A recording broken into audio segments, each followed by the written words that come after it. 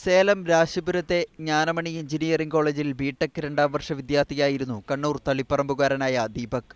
കഴിഞ്ഞ വ്യാഴാഴ്ച കോളേജിൽ നിന്ന് മടങ്ങവെയാണ് ദീപക് മരിച്ചത്. ക്ലാസ് കഴിഞ്ഞ് മടങ്ങവെ സീനിയർ വിദ്യാർത്ഥികൾ സഞ്ചരിച്ച കാർ ബൈക്കിൽ തട്ടിക്കുകയായിരുന്നുവെന്ന് ബന്ധുക്കൾ നേരത്തെ തന്നെ ആരോപിച്ചിരുന്നു. 5:30 5:45 സംഭവം നടന്നത്. ഇവർ ക്ലാസ്സും കഴിഞ്ഞിട്ട് ഇവർ റൂമിലേക്ക് ബൈക്കിൽ പോകുന്ന സമയത്ത് ബാക്കിൽ നിന്ന് ഒരു കാർ കൊണ്ട് തട്ടിയിട്ടു. ആദ്യം തട്ടിയിട്ടതിന് ശേഷം ആ സമയത്തൊന്നും അവർക്കൊന്നും പറ്റിയിട്ടില്ല. എഴുന്നേറ്റ് രണ്ടാമത് ബൈക്കിൽ പോയി നമുക്ക് പറഞ്ഞു തീർക്കാൻ അങ്ങനെ പറഞ്ഞു, ഇത് പ്രശ്നങ്ങൾ പറഞ്ഞെന്ന് പറഞ്ഞു. തിരിച്ച് കാർ രണ്ടാമത് ഫ്രണ്ടിൽ നിന്ന് വന്നിട്ട് അടിച്ചു എന്നാണ് ഒരു കുട്ടി പറഞ്ഞത്. മനഃപൂർവ്വം ചെയ്തതാണെന്ന് എനിക്ക് സംശയം. അപകടത്തിന്റെ രീതിയും കോളേജിൽ ദീപകിന് നേരെ നേരത്തെയുണ്ടായിരുന്ന തർക്കങ്ങളെക്കുറിച്ച വാർത്തകൾ കൂടി പുറത്തുവന്നതോടെ സംഭവം കൊലപാതകമാണോ എന്ന സംശയമുണ്ടായി. തലക്കടിയേറ്റാണ് ദീപക് കൊല്ലപ്പെട്ടതെന്നാണ് ഇപ്പോൾ സംഭവം അന്വേഷിച്ച രാശിപുരം പോലീസിന്റെ എഫ്ഐആറിൽ പറയുന്നത്. കോളേജിലെ വിദ്യാർത്ഥി സംഘമായ ഇന്ദ്രപ്രസ്ഥത്തിൽ ചേരാൻ ആവശ്യപ്പെട്ട് ദീപകിന് മേൽ നിരന്തര സമ്മർദ്ദമുണ്ടായിരുന്നു.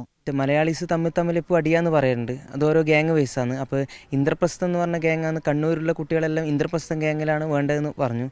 അപ്പോൾ ഇവൻ അതിൻ്റെ അകത്ത് കൂടിയിട്ടില്ല. അപ്പോൾ അതിൻ്റെ ഒരു വാശി എപ്പോഴും ഇവരോട് കാണിക്കാറുണ്ട്. സംഭവത്തിൽ രാശിപുരം പോലീസ് കാറിലുണ്ടായിരുന്ന 9 വിദ്യാർത്ഥികളെ അറസ്റ്റ് ചെയ്തിരുന്നു. ഇതിൽ 7 പേരും മലയാളികളാണ്. മീഡിയ 1 കണ്ണൂർ.